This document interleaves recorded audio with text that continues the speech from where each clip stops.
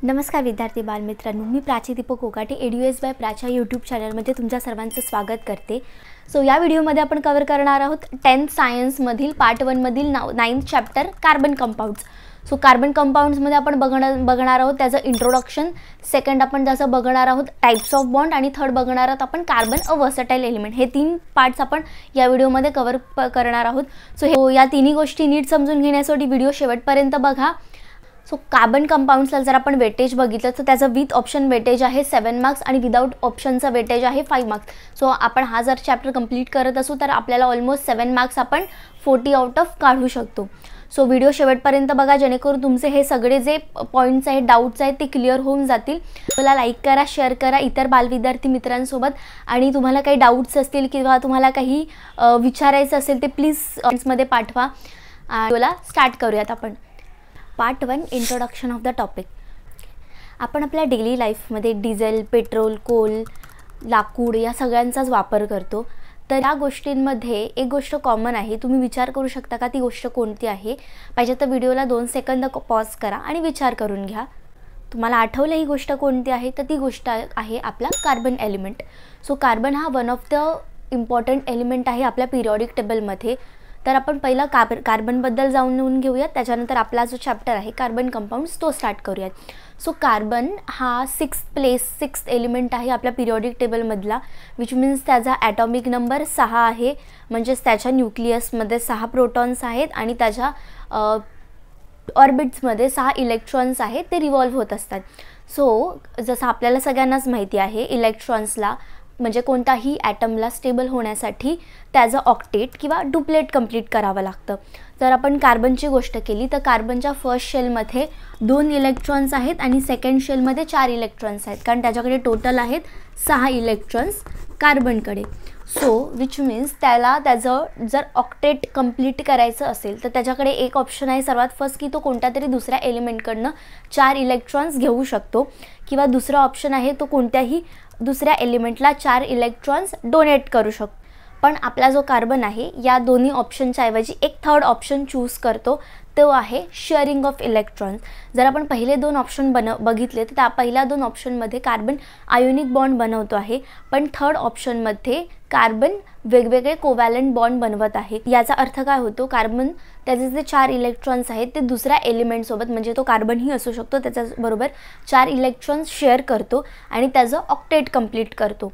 तर हा कार्बन कशा प्रकारे त्याचे बॉन्ड्स बनवतो ते आपण आता पार्ट 2 मध्ये बघणार आहोत। Part 2 types of bond. So carbon 3 टाइप्सचे बॉन्ड बनवतो। सर्वात फर्स्ट आहे सिंगल बॉन्ड, सेकंड आहे डबल बॉन्ड आणि थर्ड आहे ट्रिपल बॉन्ड। सो हे 3 बॉन्ड समजून घेण्यासाठी आपण वेगवेगळे एक्झाम्पल्स घेणार आहोत। सो सर्वात फर्स्ट स्टार्ट करूया सिंगल बॉन्डपासून। सो सिंगल बॉन्ड समजून घेण्यासाठी सर्वात फर्स्ट आपण हायड्रोजनचं एक्झाम्पल घेतो आहे। सो हायड्रोजन हा फर्स्ट एलिमेंट आहे पिरियॉडिक टेबलमधला, म्हणजे त्याचा ॲटॉमिक नंबर आहे 1, म्हणजे त्याचं इलेक्ट्रॉनिक कॉन्फिगरेशन पण काय बनणार 1, म्हणजे फर्स्ट शेलमध्ये त्याचा एकच इलेक्ट्रॉन आहे। आता हायड्रोजनला त्याचं डुप्लेट कंप्लीट करण्यासाठी अजून एक इलेक्ट्रॉन हवा आहे। सो हायड्रोजन पण कार्बनप्रमाणे शेअरिंग ऑफ इलेक्ट्रॉन्स करतो। हायड्रोजन ॲटम आहे त्याचा हा इलेक्ट्रॉन आणि न्यूक्लियस, सेकंड हायड्रोजन ॲटम त्याचा न्यूक्लियस आणि इलेक्ट्रॉन।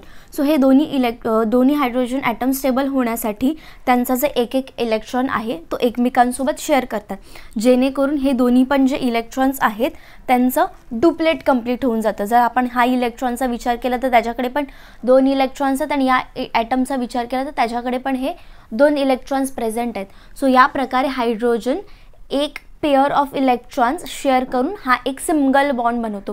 सो सिंगल बॉन्ड कसा ओळखायचा आपल्याला? जो पण बॉन्ड आहे जो प्रत्येकी, म्हणजे हा एक ॲटम एक इलेक्ट्रॉन शेअर करतो आणि हा एक ॲटम एक इलेक्ट्रॉन शेअर करतो, 1 electron from each atom is known as single bond. म्हणजे प्रत्येकी एक इलेक्ट्रॉन शेअर केल्यानंतर आपला हा सिंगल बॉन्ड बनून येतो। ठीक आहे। सो जाऊयात आता सेकंड टाइप ऑफ बॉन्डकडे। सेकंड टाइप ऑफ बॉन्ड आहे double bond. So double bond समजून घेण्यासाठी आपण ऑक्सिजनचं एक्झाम्पल घेतोय। सो ऑक्सिजनकडे ॲटॉमिक नंबर आहे 8, विच मीन्स त्याचं जे इलेक्ट्रॉनिक कॉन्फिगरेशन बनणार, सो फर्स्ट शेलमध्ये 2 इलेक्ट्रॉन्स आणि सेकंड शेलमध्ये 6 इलेक्ट्रॉन्स। सो ह्याच्यावरनं इलेक्ट्रॉनिक कॉन्फिगरेशन वरून आपल्याला समजून येतं की ऑक्सिजनला त्याचा ऑक्टेट कंप्लीट करण्यासाठी अजून 2 इलेक्ट्रॉन्सची गरज आहे. सो हे 2 इलेक्ट्रॉन्स तो दुसऱ्या कोणत्याही ॲटमकडनं घेऊ शकतो किंवा त्या कोणत्याही दुसऱ्या बरोबर हे 2 इलेक्ट्रॉन्स शेअर करू शकतो. सो हे ऑक्सिजन मॉलिक्यूल बनताना ऑक्सिजन मॉलिक्यूल त्याचे जे 2 इलेक्ट्रॉन्स आहेत ते दुसऱ्या ॲटमसोबत शेअर करतो. सो हे कशा प्रकारे शेअर होते ते आपण डायग्रामॅटिक वेमध्ये पण बघून घेऊया. हा एक ऑक्सिजन ॲटम आहे आणि हा एक ऑक्सिजन ॲटम आहे. सो जे थर्ड टाईप ऑफ बॉन्ड आहे त्याला आपण ट्रिपल बॉन्ड बनवतो. सो ट्रिपल बॉन्ड समजून घेण्यासाठी आपण नायट्रोजनचं एक्झाम्पल घेऊया. सो नायट्रोजनकडे ॲटॉमिक नंबर आहे 7. सो याच्याप्रमाणे त्याचं इलेक्ट्रॉनिक कॉन्फिगरेशन बनतं. फर्स्ट शेलमध्ये 2 इलेक्ट्रॉन्स आणि सेकंड शेलमध्ये 5 इलेक्ट्रॉन्स. सो नायट्रोजनला त्याचं स्टेबिलिटीसाठी अजून 3 इलेक्ट्रॉन्स हवे आहेत जेणेकरून त्याचा ऑक्टेट कंप्लीट होईल आणि तो स्टेबल पण होऊन जाईल. सो हे 3 इलेक्ट्रॉन्स तो दुसऱ्या नायट्रोजन ॲटमसोबत शेअर करून घेतो. सो हा एक नायट्रोजन ॲटम आहे आणि हा दुसरा नायट्रोजन ॲटम आहे. सो प्रत्येकाकडे फर्स्ट शेलमध्ये 2 इलेक्ट्रॉन्स, सेकंड शेलमध्ये 5 इलेक्ट्रॉन्स आहेत. सो दोघांना पण 3 इलेक्ट्रॉन्स हव्यात स्टेबल होण्यासाठी. हे दोघं पण काय करतात त्यांचे जे 3 इलेक्ट्रॉन्स आहेत प्रत्येकी ते शेअर करतात. सो ट्रिपल बॉन्ड जर आपण बघतो तर ट्रिपल बॉन्ड हे जे 3 इलेक्ट्रॉन्सची पेअर आहे, ठीक आहे, हे 3 पेअर ऑफ इलेक्ट्रॉन्सची पेअर शेअर केल्यामुळे बनतात. सो आपल्याला ट्रिपल बॉन्ड कसा ओळखता येणार? The bond formed by sharing of 3 pair of electrons between 2 atoms is known as triple bond. So triple बॉन्डमध्ये काय होतं आहे? 3 पेअर ऑफ इलेक्ट्रॉन्स शेअर होत आहेत. सो आपल्याला टाईप्स ऑफ बॉन्ड्स कळलेले आहेत. सो नेक्स्ट पार्टमध्ये आपण जाऊयात. ऑक्सिजन ॲटम आणि हा एक दुसरा oxygen atom. So oxygen atom आपले हे जे 2 इलेक्ट्रॉन्स आहेत हे शेअर करतात आणि जर आपण बघितलं प्रत्येकी 2 इलेक्ट्रॉन शेअर केले जातात डबल बॉन्ड बनण्यासाठी. सो डबल बॉन्डची डेफिनेशन आपण अशी बनवू शकतो की the bond formed by formation of sharing of 2 pair of electrons is known as double bond.